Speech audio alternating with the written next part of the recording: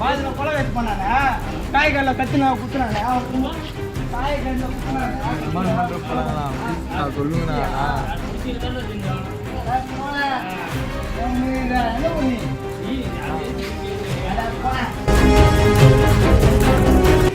அடா போனா தம்பி அவனுக்கு அச்சு நான் கூப்பிடுறேன் ஏய்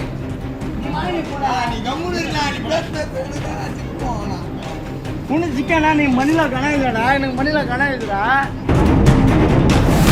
ஏய் நீ போன கூட அவன்கிட்ட கார்பரேஷன் ஆபீஸ்ல சென்னை கவர்மெண்ட் ஹாஸ்பிட்டல் வேலை செய்யற நீ அவன்கிட்ட போன கூட போன கூட கொலை பண்ணா சென்னை போன பப்பா என்ன ஊரு நீ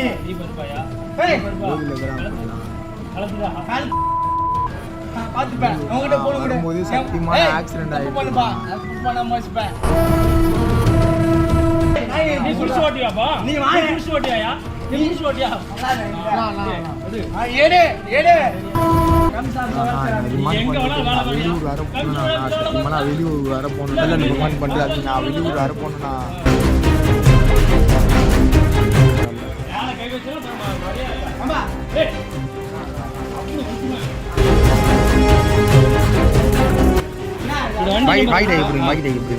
வண்டி நம்பர்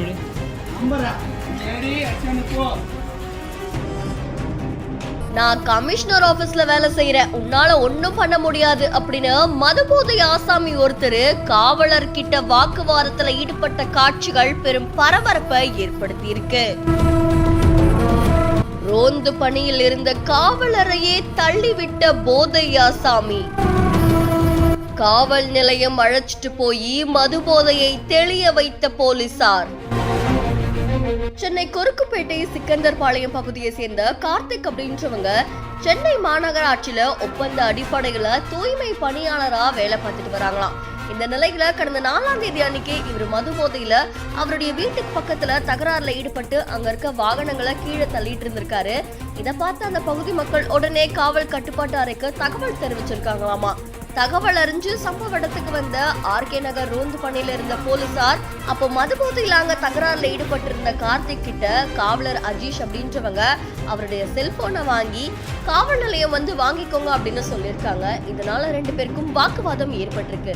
இந்த நிலையில அந்த மதுபோதை ஆசாமியான கார்த்திக் அப்படின்றவரு பணியில இருந்த காவலர் கிட்ட வாக்குவாதத்துல ஈடுபட்டது மட்டும் இல்லாம அவருடைய நெஞ்சிலையும் கை வச்சு தள்ளி விட்டுருக்காங்க. இதை தொடர்ந்து ஆர்கே நகர் காவல் நிலையத்துல கார்த்திக் பதிவு செய்யப்பட்டு அவர் போலீஸ் எச்சரிச்சு அனுப்பி வச்சிருக்காங்களாமா. சோ குடிபோதையில தூய்மை பணியாளர் ஒருத்தர் காவலர் கிட்ட வாக்குவாதத்துல ஈடுபட்ட இந்த காட்சிகள் இப்போ சமூக வலைத்தளங்கள்ல பரபரப்பை ஏற்படுத்தியிருக்கு.